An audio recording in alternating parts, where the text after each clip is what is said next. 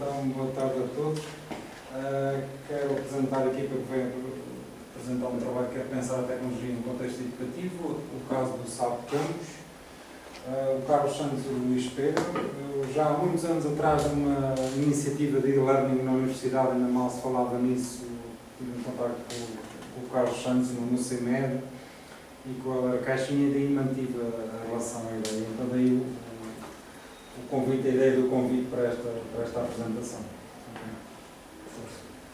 Bom, em primeiro lugar, obrigado pelo convite, por ser convidado para vir cá. Para nós é sempre um prazer falar um bocadinho do trabalho que estamos a desenvolver. Estas iniciativas são sempre muito interessantes porque a comunicação dos departamentos é algo que é sempre mais desenvolvido e é ótimo ter estas oportunidades de falar do que estamos a fazer. E, portanto, nós, na medida do que conhecemos da atividade dos departamentos e das atividades ativas e de investigação da UA, tentámos adaptar a apresentação de forma a ser o mais abrangente possível. Não é? Mas, se calhar, começamos com uma perspectiva um bocadinho histórica desta questão do SAP Campus. Aliás, porque até estávamos a falar há pouco com o Pedro sobre isso. Não é? E, portanto, o SAP Campus é uma iniciativa já de 2009. Okay? A primeira versão do SAP Campus foi lançada em 2009, em setembro de 2009.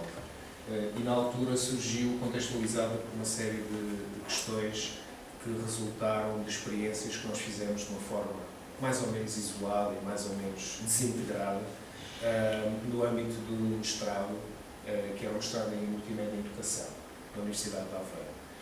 E em que esse mestrado funcionava num regime de blended learning, portanto tinha aulas presenciais e depois grande parte do trabalho era feito à distância, e nós, e sobretudo os alunos, começámos a sentir a necessidade de explorar outras ferramentas de comunicação e de colaboração para levar a cabo esse trabalho que era feito à distância.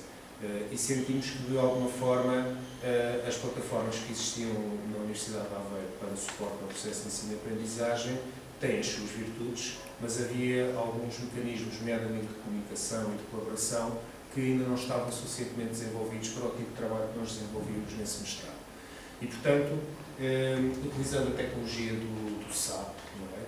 que é a parceira deste projeto, o que nós fizemos nesta primeira plataforma em 2009 foi disponibilizar uma plataforma que colocava à disposição de qualquer pessoa da Universidade de Aveiro. Quando nós falamos de qualquer pessoa, é qualquer pessoa que tenha o utilizador único da Universidade de Aveiro, uma plataforma de partilha de fotos, outra plataforma de partilha de vídeos, uma plataforma de blogs, uma wiki, que nos pareceu ser uma ideia que merecia exploração, uma wiki para toda a Universidade de Aveiro, okay? Cabe como um repositório, uma base de conhecimento, do conhecimento que era produzido aqui. E depois também uma plataforma que se aproximava de alguns conceitos mais teóricos que nós andávamos a trabalhar dos Personal Learning Environments, e que era o MyUA, mas um MyUA com alguns upgrades, em que tipicamente o que nós conseguíamos fazer era criar um ambiente mais pessoal de aprendizagem, em que, para além das fontes de informação institucionais, nós conseguimos agregar fontes de informação externas à universidade e conseguir assim criar um ambiente de aprendizagem mais pessoal, né? Refletem-se mais os nossos interesses, quer fosse de aprendizagem, de investigação, lúdicos, o que quer que fosse.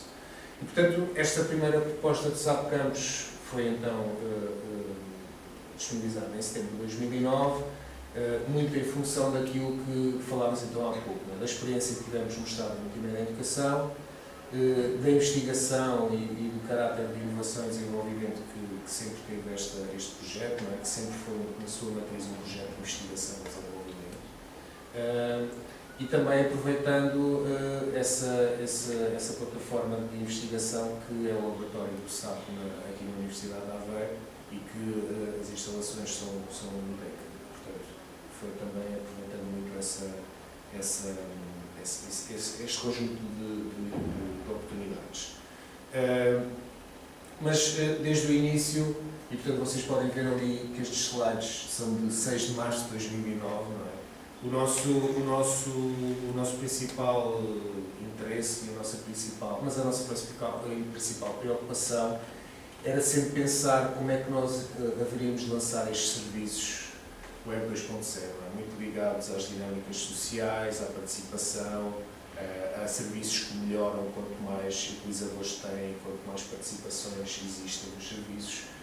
Como é que nós conseguimos lançar estes serviços e estas tecnologias num ambiente, num contexto institucional que é marcadamente 1.0 no sentido de, por exemplo, as plataformas tecnológicas que existem ainda hoje se calhar serem muito direcionadas para serem um repositório de conteúdos e, portanto, as funcionalidades de comunicação não estarem a ser muito exploradas nesta colaboração.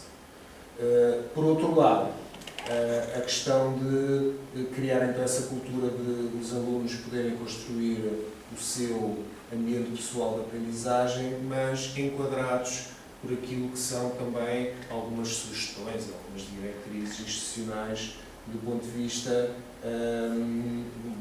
das disciplinas em que eles estão envolvidos, das próprias áreas científicas em que trabalham, e portanto isto é uma gestão que não é fácil de fazer. Mas tendo em conta todas estas questões e preocupações, desde o início o SAP Campus sempre se caracterizou então por uma série de conceitos-chave que para nós são, eu diria que são, que já muitas vezes nos fazem pedidos que de alguma forma colidem com estes princípios e que nós até agora temos conseguido de uma forma mais ou menos elegante resistir. Não é? O primeiro conceito então é a diluição de hierarquias, ou seja, isto vem muito da perspectiva dos serviços Web 2.0 que existem e que são muito utilizados na web. Não é? No contexto do SAP Campus não há perfis, no sentido em que um utilizador perante a plataforma não é professor, não é aluno, não é investigador, não é funcionário. Okay? Portanto, todos os utilizadores têm os mesmos privilégios, todos os utilizadores podem publicar, comentar e, portanto, não há alguém por ser professor ou alguém por ser aluno não tem dentro da plataforma privilégios diferentes. Portanto, isso foi uma das questões que para nós é um conceito fundamental que nós não temos aplicado deles. Por outro lado, o acesso livre aos serviços. Nós achamos que há um confronto óbvio de expectativas tecnológicas que muitas vezes podem nos passar um bocadinho ao lado, mas nós trabalhamos nesta área das tecnologias de comunicação e temos uma percepção se calhar mais acurada disso, mas há alguma frustração por parte dos alunos pelo facto de não encontrarem na instituição de ensino as plataformas tecnológicas com funcionalidades que eles conseguem ter nas plataformas que utilizam no seu dia-a-dia. E, portanto, para eles há uma quebra muito grande entre passar da tecnologia que eles usam também para aprender e para colaborar e para comunicar com os colegas e até mesmo com professores, depois para as plataformas institucionais que de alguma forma não dão resposta a essas necessidades de comunicação e de colaboração. E, portanto, uma das coisas que nos parece fundamental é os alunos terem também acesso livre a estes serviços. Isto pode ser, por exemplo, demonstrado pelo facto de, eu não sei se será impossível, mas é pelo menos muito difícil um aluno criar um espaço no Moodle. Não é? Eu imagino que tenha que pedir autorizações e tenha que haver alguém que se responsabilize, não é? Enquanto aqui um aluno facilmente cria um grupo ou cria uma área de ficheiros, depois vocês vão ver as funcionalidades mais à frente. Okay? E, portanto, este princípio, este conceito de acesso livre aos serviços está muito relacionado também com os dois princípios que estão listados a seguir, o princípio da abertura e da escola sem muros. Ou seja, uma das coisas que nós temos percebido muito das conversas que temos tido com o Departamento de Educação, também com alguns investigadores que trabalham nesta área, é que há cada vez mais uma diluição entre aquilo que são os espaços e os tempos de aprendizagem informal e de aprendizagem formal. Okay? E uma das maneiras de potenciar essa passagem menos abrupta do que são espaços e tempos informais de aprendizagem para espaços e tempos formais de aprendizagem, por exemplo, numa instituição de ensino superior, é precisamente através da mediação da tecnologia. A tecnologia pode ajudar a suavizar essas transições de uma forma muito interessante e potenciar até essas transições de uma forma muito interessante. E para isso é preciso ter controle sobre o nosso espaço pessoal de aprendizagem e não apenas opções de personalização.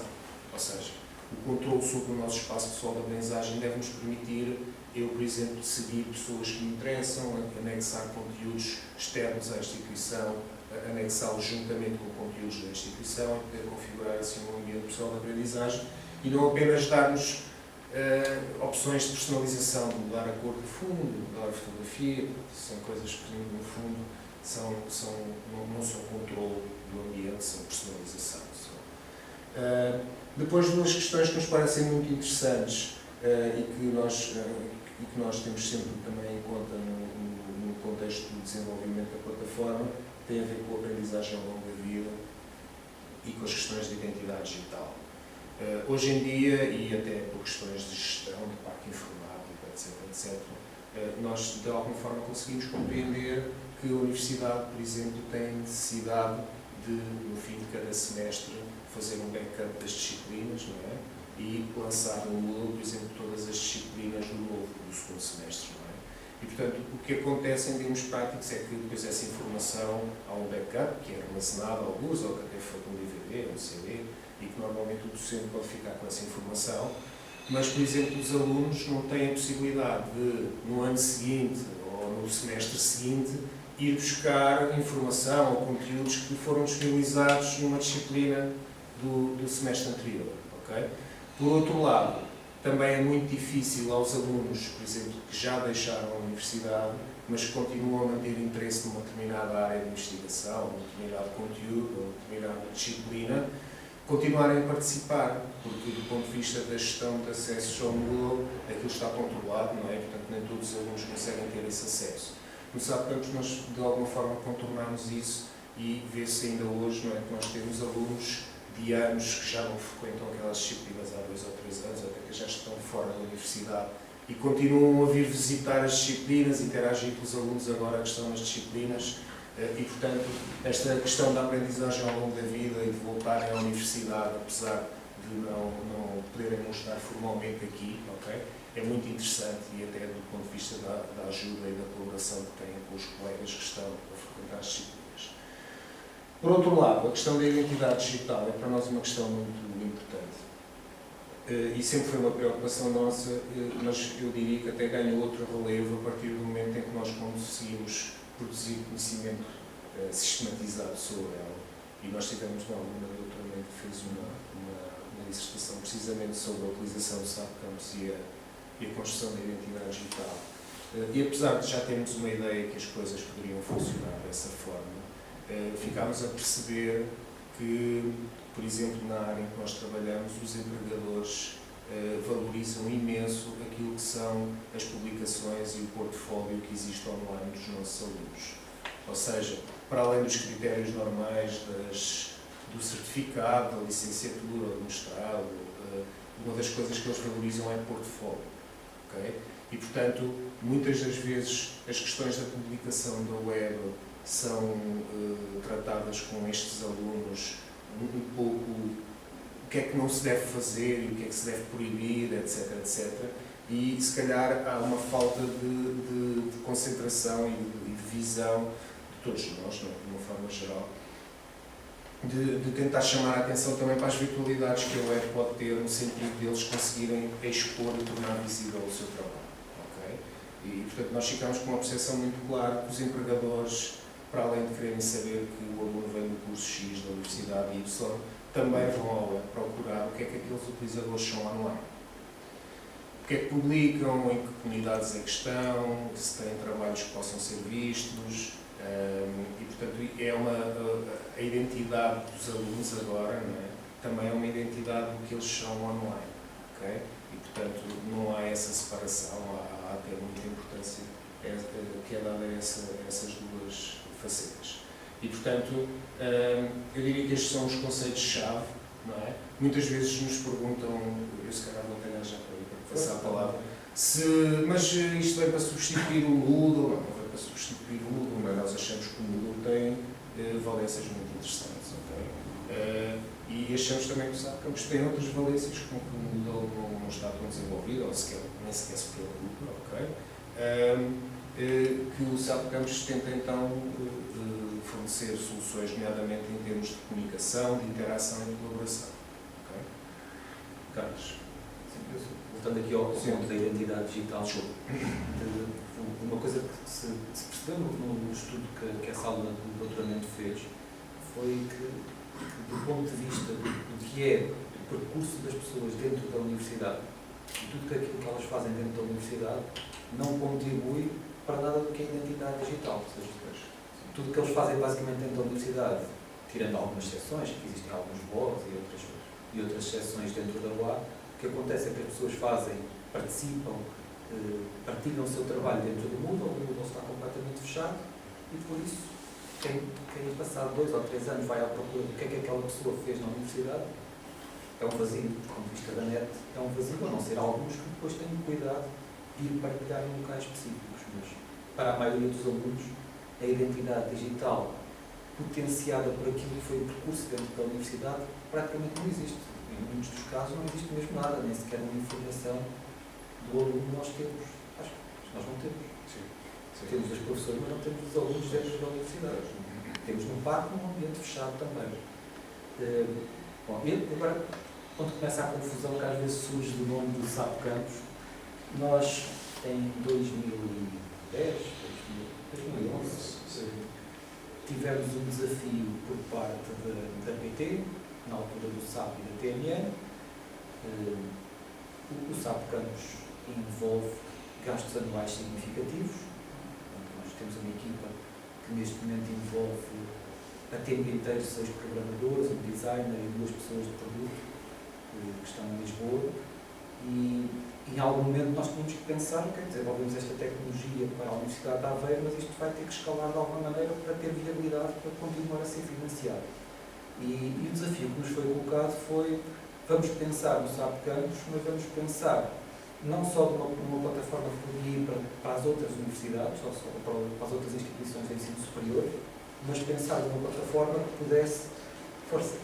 pudesse ir para qualquer nível de ensino. Na realidade, aquilo de qualquer nível de ensino não é verdade. No início nós começámos a pensar no secundário, mas depois as coisas de repente começámos a ter interesse do terceiro ciclo, depois do segundo ciclo, depois do primeiro ciclo e de repente aquilo que nós estávamos a fazer transformou-se numa plataforma que do nosso ponto de vista pode servir para qualquer nível de ensino. Portanto, nós agora vamos falar de uma plataforma que foi desenvolvida do zero a partir da experiência da UA, que também se chama SAP Campus. Okay? Nós o que falamos agora, quando falamos da plataforma da UA, falamos do SAP Campus do UA. E quando falamos do SAP Campus, estamos a falar da nova plataforma.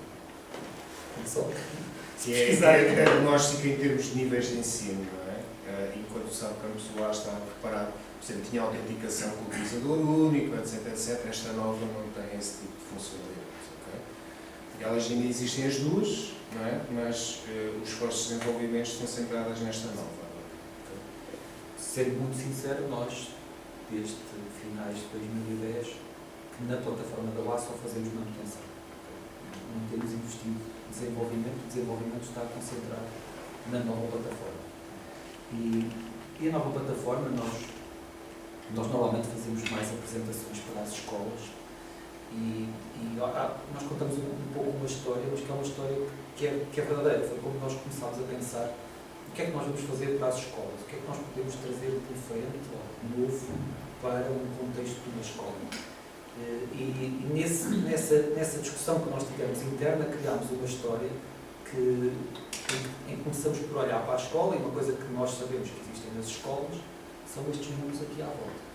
E estes muros para nós são importantes porque representam uma questão que é a escola sabe quem é que passa os muros. Se não sabe, devia saber. Ou seja, a escola devia saber quem é que faz parte daquela comunidade. Os muros representam aqui os limites da comunidade. E é algo que nós, no caso da universidade, nós não tínhamos preocupações com menores de idade. E lembrávamos que havia alguns que podiam entrar com 17 anos durante uns 2 ou 3 meses, ou seja, ignorávamos isso e partíamos do princípio que todos eram maiores de idade. Por isso havia questões como ter a página da pessoa, o perfil de cada utilizador, é público. Na da universidade é assim. No caso de uma escola, nós podemos estar a falar de crianças de 6 anos e obviamente que isso não é legal, nós não podemos ter o perfil de uma criança de 6 anos exposta assim, sem mais nem menos. Portanto, esta questão da privacidade dos limites da comunidade começou a ser uma preocupação muito grande, até do ponto de vista legal. Nós temos que falar destas coisas mesmo como os jurídicos da PT. A PT é que assume, do ponto de vista do negócio e do produto da plataforma, é a PT, por isso, desse ponto de vista, tem que estar tudo bem blindado, senão temos problemas graves. Mas, e depois nós olhamos para a escola enquanto espaço, olhamos para as tecnologias que existem dentro da escola e foi relativamente simples chegar à conclusão. Nós consultámos várias escolas e muitos professores e que basicamente em Portugal é o Moodle que é utilizado em todas as escolas. Muitos reportaram os problemas de utilização do Moodle, problemas do ponto de vista da gestão do servidor, não há dinheiro para utilizar um servidor, não há dinheiro para ter um disco maior, esse tipo de problemas do dia a dia, mas também os problemas de utilização em que nós falámos com alguns gestores de plataformas Moodle de escolas e falávamos sempre de 90% para cima só utiliza para colocar fecheiros e não há comunicação nenhuma. O panorama que nos traçaram era esse na altura, mas do ponto de vista da sala de aula, pelo menos tem alguma coisa, tem um Moodle e que se quiserem, tem imensas funcionalidades de comunicação também que podiam ser utilizadas. Nós depois começámos a olhar um bocado para os espaços públicos, para a partilha, para a comunicação que existe entre alunos, entre professores, fora do espaço da sala de aula e também chegámos facilmente à conclusão que o que acontece é que os professores e os alunos, quando precisam de comunicar, muitas vezes o que vão fazer vamos procurar o que existe lá fora e não nos vamos preocupar com as tecnologias que existem, que são fornecidas pela escola. E se calhar nós também, muitos de nós utilizamos o Facebook para muitas coisas e nós não queremos dizer que isto vai desaparecer, obviamente que não vai desaparecer e é muito que continua a existir. O que nós achamos é que nós podíamos tentar fornecer uma tecnologia que também fosse da escola ou fosse promovida pela escola e que também tivesse como objetivo promover este tipo de partilha dentro de um contexto que é o contexto de uma escola. Do ponto de vista metafórico, nós começámos a olhar para os espaços, para os corredores. O corredor aqui tem esta ideia de que quem anda nestes corredores é alguém que é conhecido pela escola. Então, uma questão-chave para nós é que não há anonimato, tal como na plataforma da UA não existe, porque só pode entrar no SAP Campus da UA quem tiver uma autenticação. Não há esta questão do anonimato que resolve muitos problemas às vezes que nós encontramos na web mais selvagem, mais aberta, menos controlada. Nós aqui sabemos sempre quem são as pessoas. Então, estas pessoas que andam nos corredores, e novamente do ponto de vista metafórico, o que nós começámos a dizer é às escolas, imaginem que vocês tinham umas paredes em que toda a gente que andava aqui dentro podia escrever, podia colocar post-its, podia partilhar fotografias, podia partilhar uns vídeos, sabe-se lá como, na parede, mas com uma característica, é que todos aqueles conteúdos estavam sempre assinados pela pessoa que clicou. Não havia pessoas a deixarem bilhetes anónimos.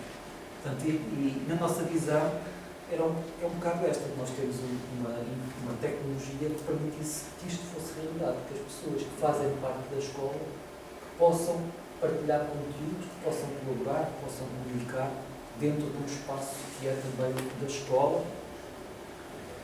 Se corresse bem, iríamos se calhar ter esta confusão enorme de conteúdos, em que se calhar até era interessante, nós às vezes andamos por ali de uma forma mais ou menos aleatória, olharmos para alguns conteúdos e às vezes até descobrimos alguma coisa que até achamos interessante e que até podemos comunicar, mas que obviamente no dia a dia nós precisamos de ferramentas que nos otimizem o nosso trabalho. Ou seja, esta ideia de que nem tudo que está ali é tão relevante assim para nós, e nós precisamos de ferramentas que nos ajudem a rapidamente ir buscar aquilo que é mais relevante para nós. Nós colocámos aqui a metáfora do caderno, mas esta metáfora é conhecida das redes sociais, ao feed de notícias, que em casos como o Twitter não é controlado de maneira nenhuma. Nós apanhamos tudo o que as pessoas que nós seguimos publicam. No caso do Facebook, há uns algoritmos que acho que ninguém percebe, que que decide colocar-nos alguma coisa no nosso feed de notícias que supostamente era o mais relevante para nós, embora isso possa ser discutível. Mas esta ideia de haver um caderno que traz o que é mais importante para cada utilizador. Voltando à questão da identidade digital, o que nós fazemos é que todos aqueles conteúdos que são partilhados no contexto da escola são sempre ligados ao utilizador que o partilhou. E o que acontece é que, na prática, o que nós dizemos é que, por exemplo, se o utilizador mudar de escola, os conteúdos fazem parte sempre da história daquele utilizador. Eles ficam na história da escola, ficam lá gravados, mas os conteúdos são da pessoa e estão sempre ligados à imagem de quem os publicou. Esta ideia de dar muito destaque a quem publica os conteúdos, mas que, obviamente, a identidade ou os conteúdos que as pessoas partilham na escola também contribui ou pode contribuir para a própria identidade da escola.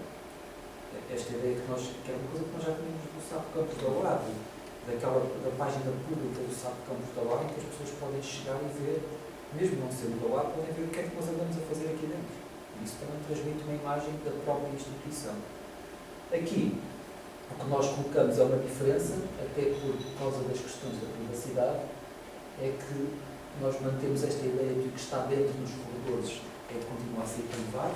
Aqui a noção de privado é privado para aquela comunidade da escola, mas nós depois podemos trazer alguns conteúdos para fora, tornamos aqui os muros meio transparentes, para dar a ideia que a pessoa pode ver o que está lá dentro, pode perceber o que está, pode eventualmente até interagir com aqueles conteúdos, mas que continua a haver aquela limitação do que é o espaço privado e do que é fora desse espaço, que é o resto dos conteúdos. A história da escola, o que é que nós colocamos aqui? Colocamos esta ideia também de certa maneira ligado quando nós começamos a fazer algumas experiências, e eu já fiz isso muitas vezes como professor, já cheguei a utilizar um grupo no Facebook, por exemplo, mas todas essas experiências que nós fazemos avulso por muitas plataformas acabam por não contribuir em nada para a história da nossa instituição. No futuro já ninguém sabe onde é que está e onde é que vai parar. Então, a ideia aqui de se nós conseguíssemos ter esta comunidade a funcionar, a partilhar aquilo que vai fazer no dia a dia, destacar aquilo que é mais relevante, nós podíamos estar a construir uma história da própria escola dentro da plataforma e arranjar formas de navegar no tempo para ver o que é que estávamos a fazer em determinado momento nesta instituição. De uma forma muito geral, como é que se organiza o SAP Campus atual? Nós temos esta ideia do espaço que é privado, que na realidade pode não existir. Se nós quisermos, podemos criar um espaço que é totalmente público. Portanto, quem cria um espaço é que decide. A ideia de haver uma parte pode ser pública e, na realidade, as escolas que nós temos neste momento mais de 300 espaços criados nesta plataforma. Eu diria que ativos temos entre 60 a 100 escolas ativas neste momento a utilizar a plataforma. Todas funcionam neste modelo. Ou seja, grande parte é fechado, só a comunidade deles é que sabe que está lá dentro. Alguns conteúdos são colocados públicos, para nós vermos alguns conteúdos de destaque desta comunidade. E depois lá dentro podemos aceder a todos os conteúdos, e os conteúdos estão organizados pelo seu tipo, se são fotografias, se são blogs, se são vídeos, se são links. E depois também temos grupos. Muitos deles são abertos, grupos em que qualquer pessoa pode chegar e ver o que é que se está a passar lá dentro, mas depois também temos grupos fechados, em muitos casos, e muitas vezes mais ligados a turmas, em que se criam grupos fechados, em que só determinadas pessoas é que têm acesso àqueles conteúdos.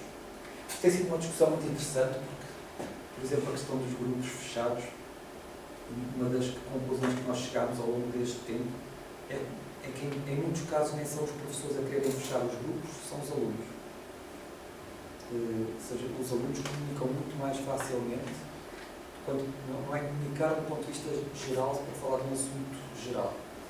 É do ponto de vista de uma disciplina, por exemplo, tirar uma dúvida, eles sentem-se muito mais protegidos se estiverem a colocar aquela dúvida só para um grupo que eles conhecem de pessoas, em vez de se estarem a expor de uma forma tão aberta. Tem sido algumas questões interessantes que nós temos validado com alguns professores. Uma demonstração do que é o SAP Campus.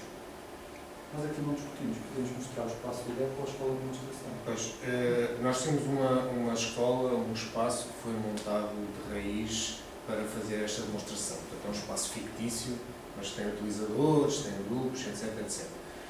Se tiverem interesse, nós podemos também mostrar o espaço do DECA. O DECA já tem uma presença no SAP Campus. Se calhar tem mais relação Se calhar tem mais relação, com exato. Então, vamos chegar a mostrar aqui. esse espaço de demonstração. O que nós fizemos foi criarmos a ideia de espaço. O que é? Nós ao início chamámos SAP Campus Escolas, com esta ideia que o que nós tínhamos era as escolas que iam criar num campus, ou seja, uma área da escola para a sua comunidade. O que nós fomos aprendendo ao longo do tempo é que esta ideia que uma instância do SAP Campus é para uma escola não era totalmente verdadeira. Por exemplo, nós começámos a perceber que os agrupamentos, vários agrupamentos de escolas, nós apanhámos esta transformação toda pelo meio, decidiram que não queriam ter um espaço para uma escola, queriam ter um espaço para um agrupamento. E depois juntam as crianças desde os 6 anos até aos 18. Mas há muitos agrupamentos que nós temos a funcionar assim, funcionam bem. Mas temos outras escolas, ou outros agrupamentos que decidiram que não faz sentido juntar numa comunidade as crianças tão pequenas com pessoas que estão em universidade. Então, e até do ponto de vista de identidade, dizem não. Cada escola tem uma identidade. Então o que eles fazem é criar um espaço para cada escola e depois, através do mecanismo que nós implementámos a pedido dos agrupamentos, esses espaços são ligados entre si. E o que é que isso faz? Faz com que, pegando naquela metáfora dos muros, é como se alguém, por ser de uma escola daquele agrupamento, possa entrar nas outras escolas. Ou seja, ele não faz parte daquela escola, mas como está no agrupamento, pode visitar aquele espaço. E podemos construir grupos com pessoas das várias escolas, dos vários espaços, com uma série de mecanismos. Mas também vimos, por exemplo, outra escola, que nos surpreendeu há 3 meses, que acharam que a lógica não era esta para eles. A lógica para eles era, um espaço é uma turma. E a escola é o agrupamento das turmas todas. E depois tem granularidades. Estão a funcionar assim, eles têm cada espaço é uma turma. Depois, dentro da turma, o que criaram são os grupos das disciplinas. E depois relacionam todas as turmas para criar a ideia do espaço da escola. Ou seja, esta relação tem níveis diferentes da forma como é vista, e nós fomos aprendendo que em vez de dizermos que isto é uma escola, mais valia utilizar um nome suficientemente abstrato, como este de espaço, que serve para qualquer contexto que queiram utilizar. Espaço do DECA. Então, o que é que nós podemos mostrar? Este é o espaço do DECA. Nós temos cerca de 900 pessoas, membros deste espaço, alunos, professores, ex-alunos, investigadores, funcionários, acho que não estão. Só o Cristina. Mas, na realidade, nós neste modelo o que nós fizemos foi: este é um espaço aberto e sem moderação. E Sem moderação. O que é que isto quer dizer? Quer dizer que quando nós criamos um espaço, nós podemos decidir se é aberto ou se é privado. Isso significa... O Luís agora entrou aqui, e neste caso eu e o Luís somos os administradores do espaço do DECA. Só nós os dois é que temos acesso a esta parte que está aqui. Portanto, nós podemos escolher se a adesão é com moderação ou sem moderação. Sem moderação quer dizer que qualquer pessoa que se registre no SAP Campus pode dizer eu quero ser membro do DECA. E é automaticamente aprovado. Se nós colocássemos com moderação, eu ou o Luís tínhamos que estar a ver um a um e estar a dizer que aceitamos ou não aceitamos. Nós até agora não tivemos problemas, deixamos que seja sem moderação, não temos o problema de nós, se tivéssemos o problema de nós, obviamente isto não podia ser assim. E se algum dia acontecer alguém portar-se mal, o que nós fazemos é convidamos a sair, provavelmente, não é? Do que acontecer. E a outra definição é que, se por defeito, as publicações são públicas ou são privadas. Ou seja, se aquilo que as pessoas partilham vai ser só para alguém que já é da comunidade ou se pode ser para qualquer pessoa ver.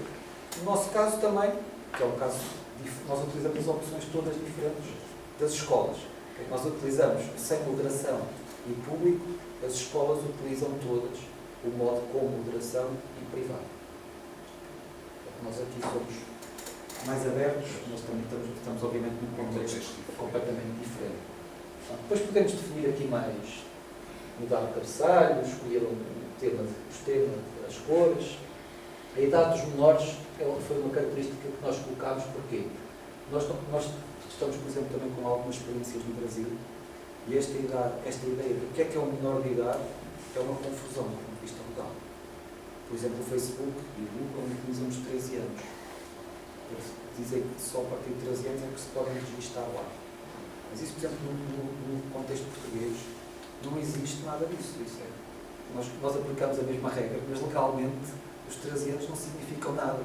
Nós debatemos isso imenso com os jurídicos da PT e não há nada na lei portuguesa. Na realidade, na lei portuguesa existe uma coisa que são os 18 anos e acabou-se, não há mais nada. Mas no Brasil, por exemplo, já é diferente. Portanto, o que nós fizemos foi, nós deixamos que quem criou um espaço defina o que é a idade dos menores e porque é que isto é importante. Depois nós protegemos de forma automática que se um utilizador for menor da idade que for definida aqui, nós limitamos algumas coisas. Por exemplo, limitamos, mesmo que o administrador diga isto é um espaço perfeito, é privado.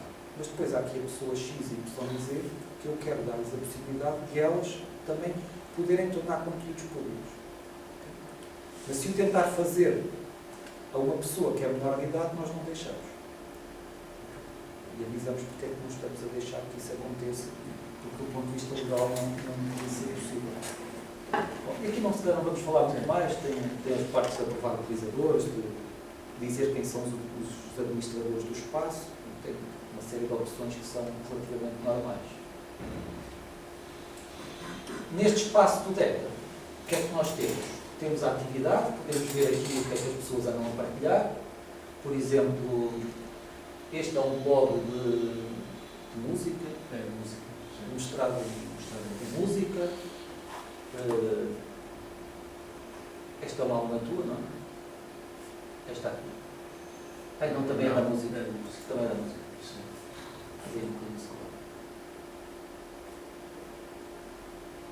Os da música não está ativo agora. Este é do Luís Pereira.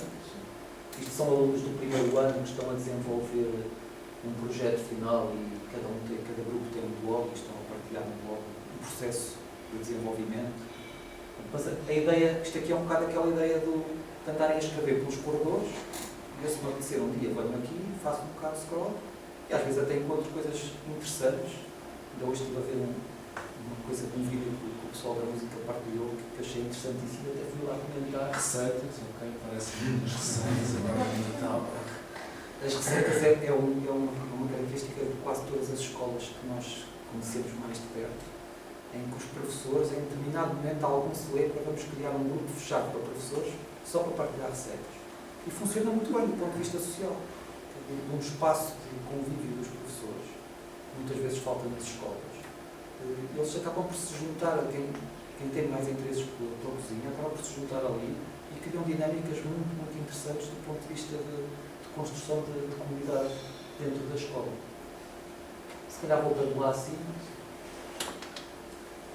o que é que são os destaques? Os destaques é a possibilidade de alguém que é administrador deste espaço olhar para um conteúdo que acha que tem um destaque, que tem uma relevância para a comunidade, basicamente para garantir que este conteúdo vai ser visto por toda a gente, faz um destaque. E ao fazer um destaque, o que vai gerar é uma notificação dentro da plataforma e por e-mail, em que diz que o DECA, o A, destacou uma atividade e um determinado texto que foi escrito.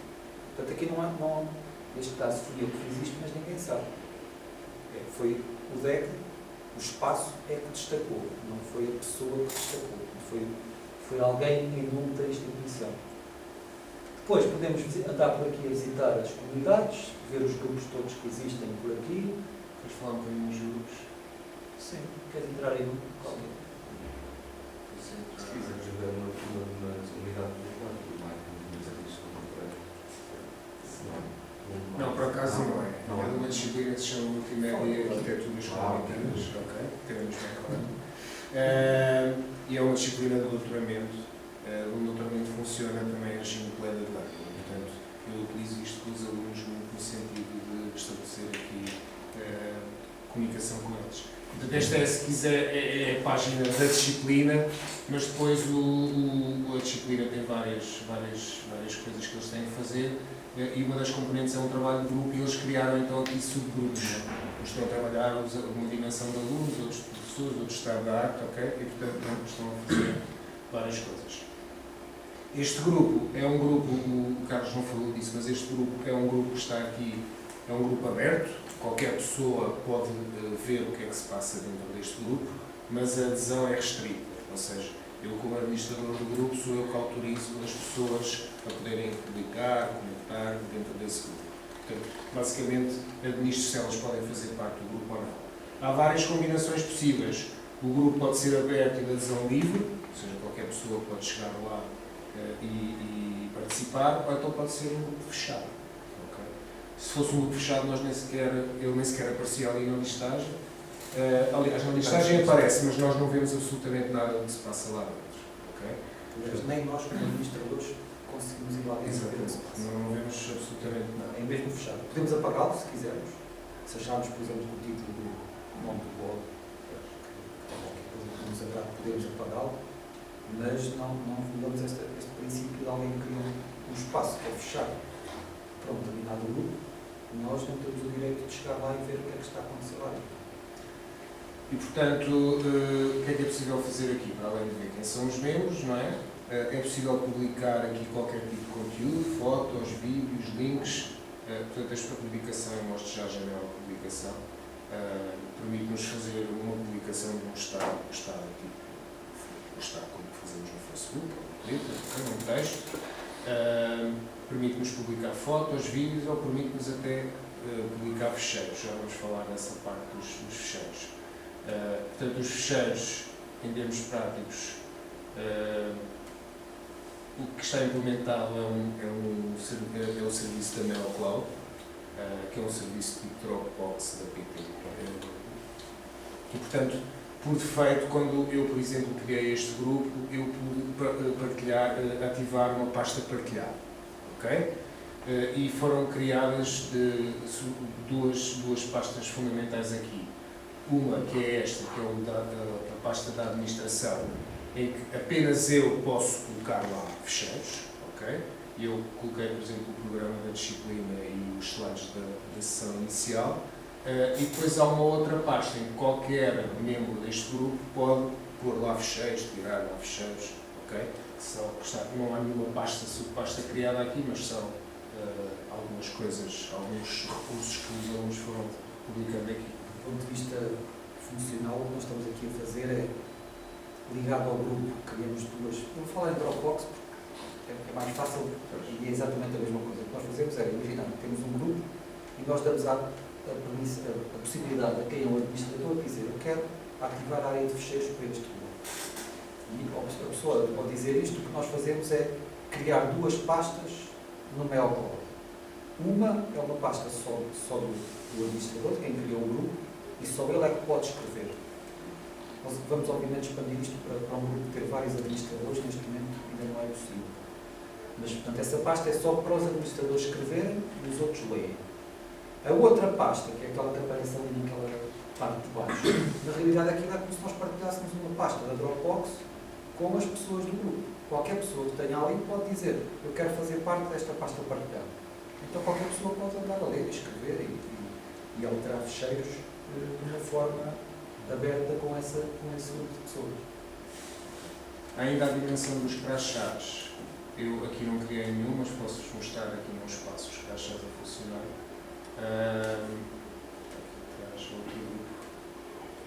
Os crachás o que são? Os crachás são uma forma de, tipicamente, reconhecer competências nos membros de um determinado grupo. Portanto, são lançados uma série de desafios Este aqui, por exemplo, é um grupo que é dinamizado pelos próprios alunos, e nós, à medida que vamos respondendo a determinados desafios, o que vai acontecendo é que nos vão, por exemplo, atribuindo determinados crachás. Okay? Eu não sei se aqui em cima... Ok. Portanto, eles criaram um relacionado com a cerveja vadia, ok? Depois um outro relacionado com as competências de utilização de dispositivos móveis, outros de mérito, de infografista, de partilha nas redes sociais, uma série de crachás que de alguma forma certificavam que eu tinha respondido aos desafios que foram lançados por eles. Okay?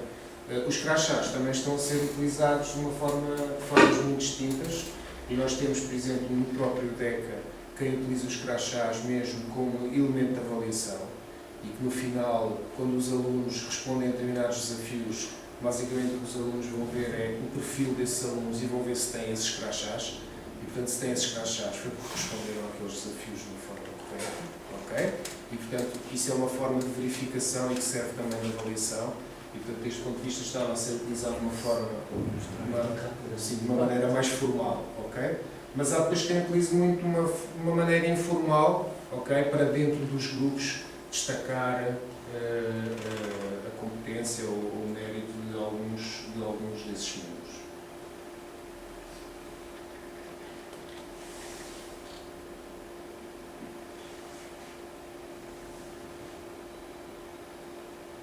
Por exemplo, isto são crachás relacionados com exercícios que eles têm que fazer nas aulas, exercícios práticos, em que depois os exercícios têm vários níveis de dificuldade. Os alunos, consoante aquilo que vão conseguindo apresentar nas aulas a funcionar, e conseguem resolver, o professor vai dando os crachás, e depois isto é uma parte da componente da avaliação prática. Ver os crachás que cada um conseguiu corresponde a uma determinada percentagem da nota prática. Isto é uma implementação de uma iniciativa global a este nível, que é o Open Badges da Mozilla, e portanto o que nós fizemos foi implementar uma iniciativa open source. O que nós fizemos foi uma implementação desta funcionalidade e deste mecanismo de atribuição de crachás, sendo que nós depois desenvolvemos aqui uma componente mais social de atribuição dos crachás, que eu acho que não temos muito tempo para falar sobre isso, mas, portanto, para além da mera atribuição dos crachás, nós criamos mecanismos em que, por exemplo, um outro aluno pode fazer um endorsement, pode apoiar a atribuição de um crachá a outro aluno. Ok? E esses fenómenos de avaliação pelos pares, peer assessment, são fenómenos muito interessantes, porque facilmente percebem, não é, que no meio desta atividade toda às vezes há coisas que nos escapam, não é? Mas aos alunos não escapa nada. E, portanto, é muito interessante nós, por vezes, recebermos propostas de dizer eu acho que o aluno X merece ganhar este crachá por causa deste conteúdo. E nós, pois eu realmente nem tinha reparado que ele tinha posto aqui este conteúdo, ok? E, portanto, essa dinâmica social do endorsement é muito interessante. Está a ser adotada por uma série de tecnologias. Quer dizer que não é, digamos, a atribuição do crachá não é automática, tem de ter obtido uma certa porcentagem de resolução de certo tipo de problemas, é manual, a atribuição é manual. Okay? Nós antes tínhamos uma atribuição automática, mas ficámos sempre um bocadinho frustrados com o facto, porque esta plataforma gira toda à volta de eventos, eu não sei se devemos entrar por aí ou não, não é? E nós tínhamos alguma dificuldade em perceber, por exemplo, se uma determinada tarefa tinha sido completada a 50% ou 100%. Nós só conseguimos perceber que um determinado aluno esteve naquela página, ok, e a atribuição, por exemplo, era automática. Sim, eu acho que cometemos erros. Pois, exatamente. Coisas do tipo, para ganhar o crachá do fotógrafo, era preciso colocar 10 fotografias. Então o que acontecia é que as pessoas punham 10 fotografias que eram lixo. Que era? Era lixo. Só que o crachá era atribuído automaticamente, não é? Acho que se tivesse no desktop ou num sítio qualquer, toma lá e já está o crachá. Portanto, as questões dos crachás automáticos, ou existia uma lógica muito de tarefas e de coisas muito bem delineadas que correspondiam a trabalhos, a tarefas, não é? Que nós tínhamos muito bem circunscritas e com objetivos muito claros que conseguíamos avaliar, ou que o professor avaliava, estabelecia, E não é algo que nós não pensemos que no futuro pode ser um desenvolvimento. Por acaso até estamos a trabalhar agora numa área mais relacionada com, dentro do grupo, criar tarefas e depois ligar isso à ideia de as pessoas terem um calendário dos momentos-chave que têm, por exemplo, dentro da escola. Mas como não temos ainda esse percurso, nós tiramos toda a outra parte automática. Tínhamos uma outra altura que era um tutorial, em que num dos passos do tutorial era preciso escrever alguma coisa a mencionar outro utilizador, para saber que, para a pessoa dizer que já sabia fazer logo arroba e o nome do utilizador. De repente víamos os passos que era só olá não sei quantos, olá não sei o quê, olá não sei quantos. As pessoas faziam as ações não porque fossem relevantes para a comunidade, mas porque precisavam delas para ganhar o crachá. Portanto, nós acabamos por retirar grande parte. E ainda deixaram a possibilidade de compor os crachás e ir fazer? Ainda deixaram essa funcionalidade? Quem são os administradores do espaço tem uma ferramenta para construir os crachás do espaço. Quem é o administrador do grupo tem uma ferramenta para criar os crachás daquele grupo. Só para mostrar aqui, por exemplo, o Luís Pedro, neste caso, não é administrador, mas ele podia achar que aquela aluna fez algo muito interessante. É que eu nem sequer faço parte deste grupo. Então, Mas se eu fizesse parte deste grupo, o que eu podia dizer era: eu acho este conteúdo muito interessante e, portanto, vou apoiar que a Laura Pinto, não sei quem é, ganhe o crachá X e explicar porque é que acho que ela merece ganhar esse crachá. Descobriste o rebate, aquele simbolão que está ali. Já vai ser corrigido. Se Ah, não ter condições para o fazer, porque lá está. E, portanto, esta é uma dimensão que tem sido utilizada cada vez mais, esta questão dos crachás, ok? E que também corresponde muito a um dos princípios que nós enunciámos em primeiro lugar, que é o facto destas questões dos crachás serem um exercício interessante que tem sido muito discutido agora, de levar connosco os crachás ao longo da nossa vida. Porque esta ideia do Open Badges é precisamente a ideia que nós temos uma mochila em que acumulamos todos os crachás, todas as competências que vamos ganhando em espaços diferentes, não é? E portanto nós contribuímos um bocadinho para isso, não é? Legal, motivar as pessoas. Sim, isto os alunos têm uma adesão fantástica, ok? Eles adoram os crachás e cria-se uma competição muito interessante, saudável, não é? Por causa dos crachás. Se calhar, vamos abrir isto mais bem da discussão, só para falar mais um bocadinho. Porque nós aqui também podemos ir ver as publicações e ter o histórico. Por exemplo, no espaço do DECA já foram partilhadas 2.126 fotografias, 76 vídeos, 1.943 posts. E obviamente nós podemos andar aqui a explorar e ver o que é que isto nos últimos 2 anos nós criámos este espaço. 2012, por aí. Sim, estava a fazer foi no início do segundo semestre de 2012. Está a estar a fazer mais ou menos 2 anos. Obviamente que nem toda a gente do DECA está aqui dentro, mas já está uma porcentagem muito grande e por exemplo, ainda agora tivemos pedidos de colegas nossos a pedir para nós darmos uma formação agora era até o final de dezembro, já não vai ser no início de janeiro, porque querem perceber, ou seja, começam a perceber até pelos próprios alunos o que é que está a acontecer e as formas como as pessoas alguns professores estão a dinamizar e os alunos também estão a dinamizar algumas áreas do SAP Campus e começam a ter este interesse de ser muito claro. Os que nós temos são muitas pessoas que querem deixar de estar no Facebook com os alunos e que querem vir para outros espaços e separar um bocadinho mais esta parte mais pessoal do que está no Facebook e que é o trabalho dentro da universidade. Tem tido adesão por parte, não de vocês duas, como é evidente, que fazem parte do projeto, mas do restante parte do centro, falando do DECA, tem havido adesão a nível das disciplinas? Eu, por exemplo, faço parte do DECA lá, mas não estou tão presente. Os outros centros têm aderido em detrimento do grupo, da utilização do grupo? Há pessoas, as pessoas que se preocupam só com o Moodle, com o repositório de fecheiros, não. Não, por isso é um propósito. Não. O que nós temos notado mais são as pessoas que estavam a utilizar o Facebook, por acaso também alguns do Moodle, estou a ser injusto, também temos pessoas do Moodle que, como se forem ver aqui no espaço do SAP Campus, tem lá uma provocação de um colega nosso de música a perguntar o que é que eu posso fazer aqui. sem corresponder em tudo. Depois até há lá um diálogo sobre isso e, portanto, são pessoas que estão interessadas em saber e em perceber melhor, porque na realidade o que está aqui a acontecer nunca foi uma iniciativa do Departamento. Ou seja, nunca houve uma decisão, não sei se devia dizer isto, não é preciso também ser gravados. Não, mas nunca houve esta decisão do Departamento. Nós conversámos, mas nunca houve uma comunicação de cima para o Departamento a dizer passem a utilizar isto ou está aqui isto. Tudo o que aconteceu foi nós começarmos, fomos falando com pessoas, houve mais pessoas, alguns também foram entrando em algumas disciplinas, houve outros professores que acharam piada, começaram a participar e portanto, é muito de passar a palavra. Não foi nada que tivesse surgido da direção para baixo. Aliás, nunca houve uma comunicação oficial a dizer que está este espaço do BECA e comecem a utilizar.